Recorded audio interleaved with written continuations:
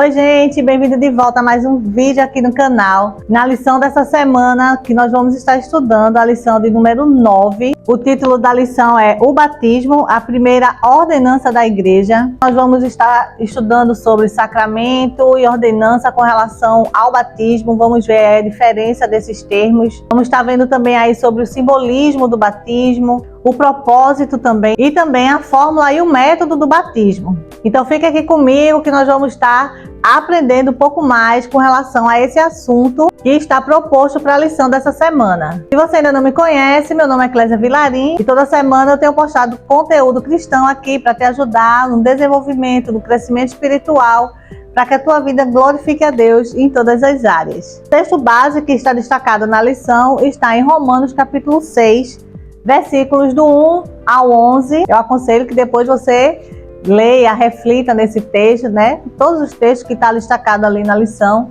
Então vamos lá, dar início aqui.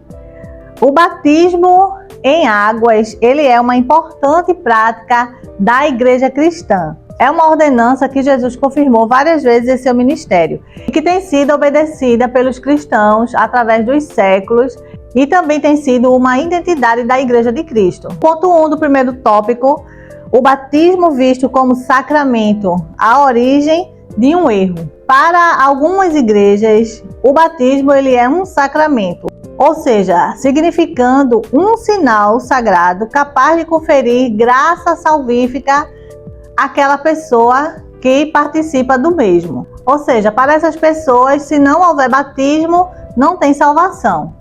Mas nós sabemos que no batismo não tem nenhum poder místico, nenhum poder mágico que vai conferir graça, né, para que haja salvação para alguém. O segundo ponto do primeiro tópico, que está falando sobre o batismo, não é um sacramento, mas é uma ordenança de Cristo. Certamente o batismo por si só, ele não salva. Caso contrário, Jesus não poderia prometer o paraíso àquele malfeitor que se converteu na cruz, visto, que ele não teve a oportunidade de descer as águas do batismo. Entretanto, essa exceção, que aconteceu ali naquele momento, não coloca o batismo apenas na condição de um mero ritual. E se ele não tem valor quando não é precedido pelo arrependimento e pela fé, funciona como uma espécie de confirmação necessária dos mesmos. Em outras palavras, ser batizado sem se arrepender e sem crer não tem salvação para ninguém. Mas o arrependimento e a fé são confirmados e completados pelo batismo. Ao designar a nossa comissão após a ressurreição, Jesus ordenou: ide, portanto, fazei discípulos de todas as nações, batizando-os em nome do Pai e do Filho e do Espírito Santo. Ponto 3. O batismo deve ser administrado aos adultos. Temos visto aí o significado do batismo, mas é importante reafirmar que ele não tem nenhum poder se não for precedido por arrependimento e fé. Por isso mesmo, não há nenhum sentido em batizar crianças, visto que elas não podem tomar tais posicionamentos com relação a arrependimento e fé. Disse Jesus que, abre aspas, das tais é o reino dos céus, fecha aspas. Em todo o Novo Testamento não encontramos sequer um exemplo de criança sendo batizada. O próprio Jesus foi batizado quando tinha a idade de 30 anos. Então nós podemos ver aí que arrependimento é o primeiro pré-requisito para o batismo, e isso implica em uma mudança de vida, não apenas em uma declaração verbal.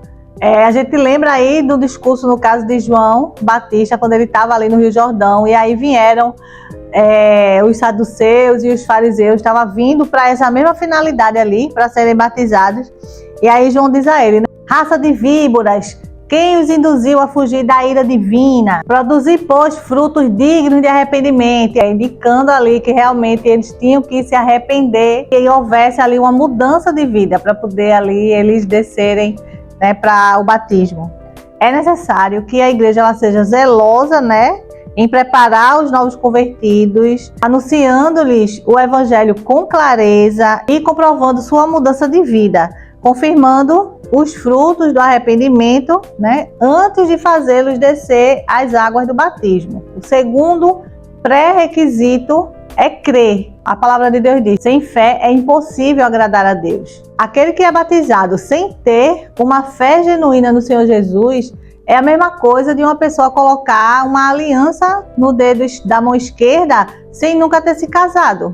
Porque o símbolo visível não tem nenhum valor se não houver a experiência. A pessoa precisa crer de todo o coração e estar segura da obra que Cristo realizou em seu favor. Ponto 1 do segundo tópico: símbolo do batismo, identificação com Cristo. Há uma riqueza muito grande no significado do batismo bíblico. Ele é feito mergulhando-se a pessoa em água, embora alguns grupos o ministrem por aspersão, ou seja, apenas derramando água na cabeça. Os relatos bíblicos apontam outra prática. Em primeiro lugar, a própria palavra batismo é derivada do termo grego baptismos, significa literalmente imersão, mergulho. Em segundo lugar, vários textos bíblicos que relatam a cerimônia mostram que as pessoas entravam na água, que seria desnecessário se fosse o caso da aspersão. O terceiro aspecto que confirma a imersão como forma bíblica de batismo é o seu simbolismo. A pessoa está declarando que crê que o Senhor Jesus morreu em seu lugar e que se identifica com ele na sua morte. E ao ser imersa, ela está declarando o mesmo quanto à sua ressurreição. Essa ordenança do batismo ela é riquíssima em seu significado e em suas implicações. A conversão é a decisão de morrer para o pecado e viver uma nova vida para Deus. O ato do batismo tem essa mesma conotação de sepultamento e novo nascimento. Por isso mesmo, só faz sentido batizar aqueles que tomaram uma firme decisão de romper com a velha maneira de viver. Ponto 2 do segundo tópico: o propósito do batismo. Testemunho público da fé cristã. O batismo é uma declaração pública de fé. Jesus disse: aquele que me confessar diante dos homens, eu também o confessarei diante do meu Pai que está nos céus. Ao descer as águas do batismo, o novo crente está, no caso ali, confessando que crer na obra redentora de Cristo, em sua encarnação, morte e ressurreição. Ele também está dizendo que se identifica com ele em sua morte e ressurreição. Ponto 3 do segundo tópico: não há espaço para indecisão. Somente os cristãos que são indecisos rejeitam ser batizados. Às vezes isso acontece por ignorância com relação ao sentido do ato. Outras vezes acontece pela falta de convicção de fé. No primeiro caso, às vezes a pessoa não quer se batizar porque acha que se descer as águas do batismo, ela não vai poder mais cometer nenhum tipo de falha.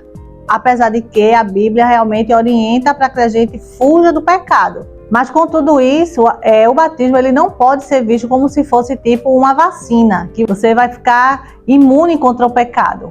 Até porque o pecado ele só é vencido, quando nós andamos em espírito. Estamos ali observando realmente, de acordo com a palavra de Deus, a orientação, como é que Deus quer que a gente ande, o que é que a gente tem que estar fazendo, buscando a presença de Deus em oração, tem que estar lendo, meditando na palavra para poder vencer esses obstáculos, vencer as tentações, quando vier, para poder a gente cair em pecado, mas a gente está ali fortalecido pela palavra de Deus para rejeitar tudo isso. E por outro lado, tem muita gente que rejeita o batismo exatamente pela falta mesmo de conversão. Pelo motivo de não querer fazer realmente uma ruptura, cortar o cordão umbilical com o mundo definitivamente. Primeiro ponto do terceiro tópico: fórmula trinitária do batismo. Então nós vemos aí, pela grande comissão, quando Jesus ele ordenou, ele disse que fizéssemos discípulos, batizando-os em nome do Pai e do Filho e do Espírito Santo. Então, aqueles que aceitam esse batismo estão confessando sua fé na Trindade Santa, a existência de um só Deus manifestado na unidade de 3 pessoas distintas. Quando Jesus foi batizado ali no Rio Jordão, ocorreu uma das manifestações mais claras da Trindade registradas na Bíblia. E a gente vê, nessa passagem que o único e verdadeiro Deus se manifestou ao mesmo tempo em 3 pessoas distintas. Enquanto o Filho saía das águas do Jordão, o Espírito Santo desceu sobre ele em forma corpórea de pomba e o Pai se manifestou através de uma voz vinda dos céus. O comentarista destaca ainda no ponto 2 do terceiro tópico a fórmula herética do batismo. Ele diz que nem todos os grupos dentro da tradição cristã seguem a fórmula trinitariana. Há alguns que seguem um tipo de doutrina modalista. Um exemplo é o unicismo. Esse grupo batiza seus membros somente em nome de Jesus. O suporte bíblico dele é buscado em alguns textos do livro de Atos, onde supostamente se negaria a prática trinitariana. Convém dizer que esses textos não negam a fórmula trinitária, nem tampouco negam a Trindade. Na verdade, o que é dito é que o batismo era feito na autoridade de Jesus, isto é, naquilo que ele fez e que ele ensinou. O ponto 3 fala sobre imersão, o método bíblico do batismo. Convém dizer que não há vestígios da prática do batismo por aspersão no Novo Testamento. Esse tipo de batismo se caracteriza por aspersão de água sobre o candidato. Entretanto, o contexto do Novo Testamento mostra claramente que o batismo nos dias bíblicos era por imersão. Então vimos aqui que, embora o batismo ele não tenha a atribuição de salvação a quem dele participa, o batismo ele é sim uma prática que deve ser levada a sério por todo crente que quer seguir as palavras de Jesus. Por meio do batismo, nos identificamos com Cristo e tornamos pública a nossa profissão de fé, como vimos aí durante a aula. Espero que vocês tenham gostado desse conteúdo. Se gostou, deixa aí teu like, já compartilha aí com teus amigos, manda para algum irmão, manda para tua família, deixa teu comentário e também já se inscreve aqui no canal, aciona o sininho para você não ficar de fora dos novos vídeos quando serem postados, tá bom? Fica na paz e até o próximo vídeo.